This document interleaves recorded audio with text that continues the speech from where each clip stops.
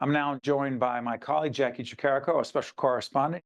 Jacqui, we're out at the 5K, the New Jersey Sharing Network, the organization committed to organ and tissue donation, their annual 5K. You did a whole range of great interviews. This is with Nancy Nusbaum, who is a double eye cornea recipient. Talk about Nancy in that interview. We're often talking to the folks at the New Jersey Sharing Network 5K. A lot of them receive organs, but when we're talking about tissue donation, that impacts so many lives as well.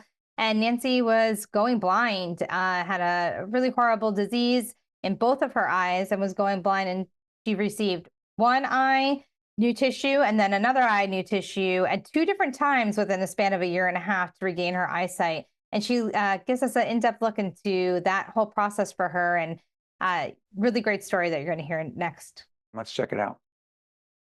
Hi, I'm Jacqui Tricarico on location at the New Jersey Sharing Network's 5K event here in New Providence, New Jersey. And I am so pleased to be joined by Nancy Nusbaum, who is a double eye cornea recipient. Both of your eyes, new corneas in both of them. That happened at 2 different times. We're going to get into that a little bit. But I want to first go back to when you're 35 years old and you are diagnosed with congenital corneal disease. Describe what that was and what was happening in your life at that time that you knew something wasn't right. I actually didn't know something was right. It was congenital, so I had it my whole life as a child. And you don't know what you're not seeing if you don't know it's there. So I started at the seeing eye and was surrounded by, the awareness of what vision was. And I started working for an ophthalmologist. Oh.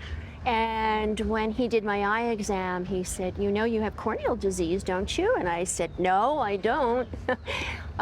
Both eyes were involved, and I asked him what that meant, and there was no treatment for it. So we monitored it for years, but he said eventually you're going to need a transplant, which just seemed shocking to me. I didn't know about this. So you fast forward to 2016, 2017, that time frame, and you know that it's time that you need this transplant.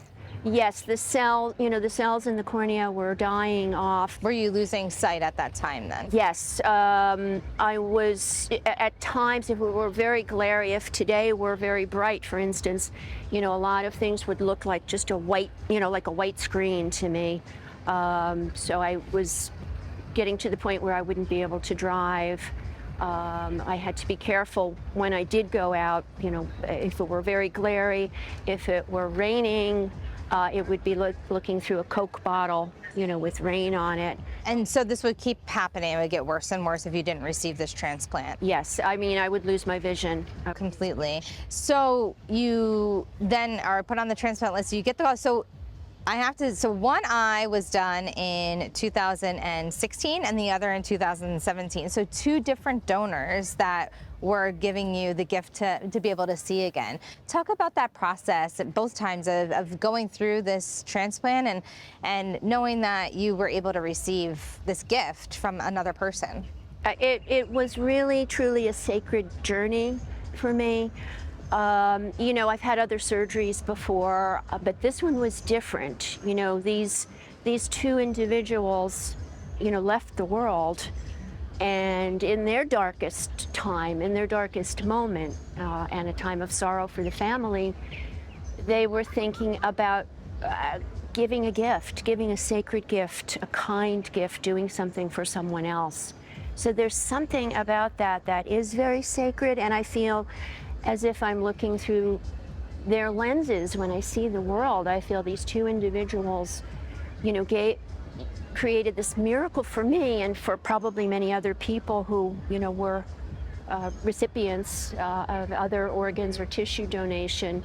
And as I look at the world, with these 2 individuals, I'm like, maybe they never saw New York City. Maybe they never saw this or that. And when I look at the moon, when I look at the color blue, which I couldn't see with the particular corneal disease I had, I didn't understand blue. Yeah. I didn't get it. But to see, a beautiful blue color is just, it's breathtaking, Were you able to learn about your donors or any of that information given to you at this point? It was all anonymous. I did write to the donors' families because I wanted them to know about my awareness of, I think every sense speaks its own language, and, vision certainly has, huge vocabulary.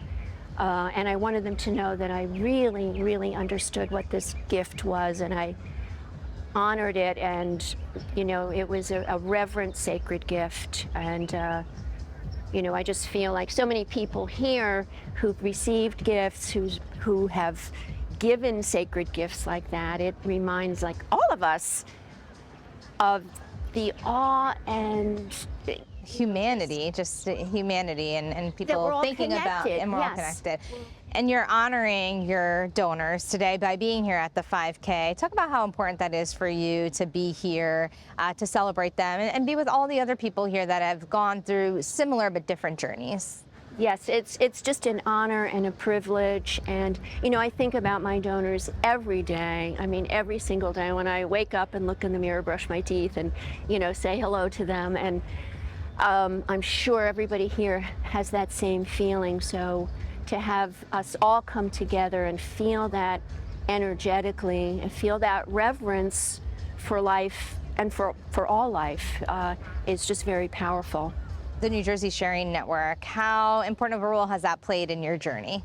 Oh, wonderful. I was always hoping that there was an organization like New Jersey Sharing Network, and I sort of came across them by chance at an outreach we were doing for the Seeing Eye, another nonprofit. Are you still working with the Seeing Eye? I retired. Oh, okay. I retired, but we're still doing. We have 35 years. You were with 35 them? years. Wow, yes. that's amazing. Went by in a flash. Yeah.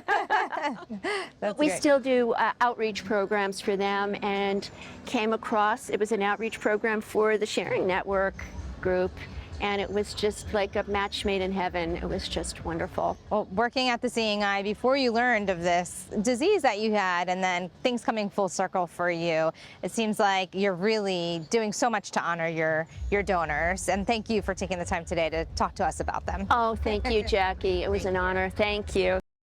Think Tank with Steve Adubato is a production of the Caucus Educational Corporation, celebrating 30 years in public broadcasting.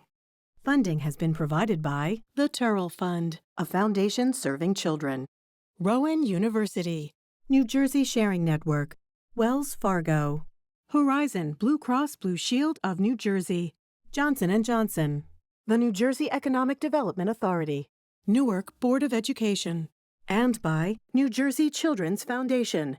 Promotional support provided by bestofnj.com. And by the New Jersey Business and Industry Association. I'm Tim Sullivan, CEO of the New Jersey Economic Development Authority. Since joining the NJEDA, I've been struck by the incredible assets and resources that New Jersey has to offer. The NJEDA is working every day to grow New Jersey's economy in a way that maximizes the values of those assets to benefit every single New Jersey resident. This includes more support for small businesses and a focus on reclaiming New Jersey's position as a leader in the innovation economy. Visit njeda.com to learn more about how NJEDA is building a stronger and fairer New Jersey economy.